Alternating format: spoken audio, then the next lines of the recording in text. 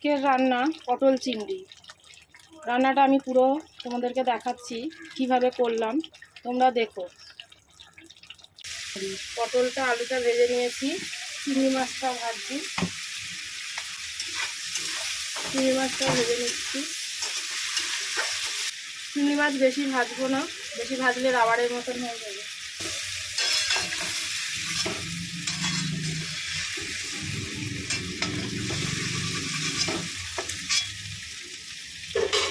চিংড়ি মাছটা ভাজা হয়ে গেছে, আমি তুলে নিলাম।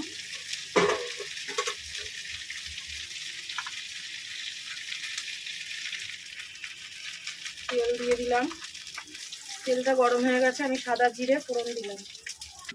পেঁয়াজ কেটে রেখেছিলাম, পেঁয়াজটাও ভেজে নেবো ভালো করে।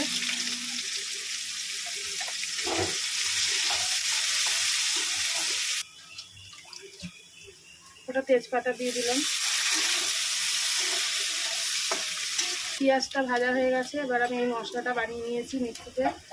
আদা, পেঁয়াজ, রসুন, কাঁচা লঙ্কা আর গোটা গরম মশলা। গোটা গরম মশলার মধ্যে আছে আদা, চিনি, এলাচ, লবঙ্গ। আমি এটা একসঙ্গে পেস্ট করে নিয়েছি, এটা আবার কষিয়ে নেবো ভালো করে।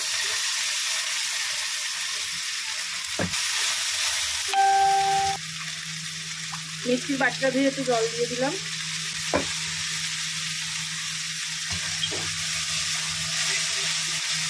এবার আমি এই গুঁড়ো মশলাগুলো সব দিয়ে দেবো। চিনি, নুন, ধনের গুঁড়ো, জিরের গুঁড়ো, লঙ্কার গুঁড়ো, হলুদ সব একসঙ্গে কষিয়ে নেব।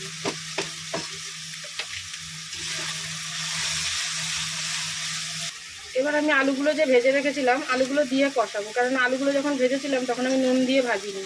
তো এখন যদি আমি কষাই তাহলে নুনগুলো আলুর ভেতরে ঢুকে যাবে। পটলটা আবার পরে দেবো।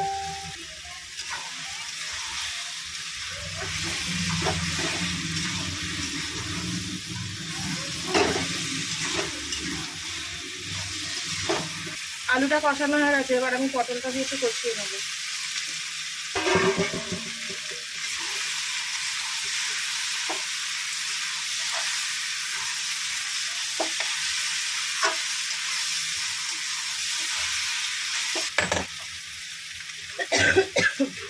এবার আমি চিংড়ি মাছগুলো দিয়ে কষিয়ে নেবো সব একসাথে।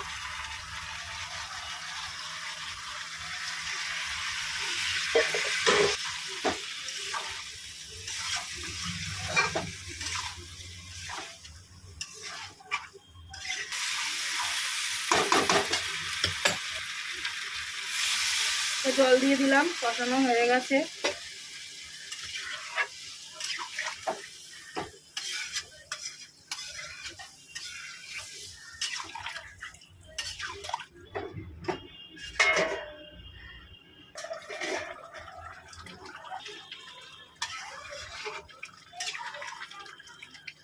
হয়ে গেছে দেখো বন্ধুরা রান্নাটা, পটল চিংড়ি।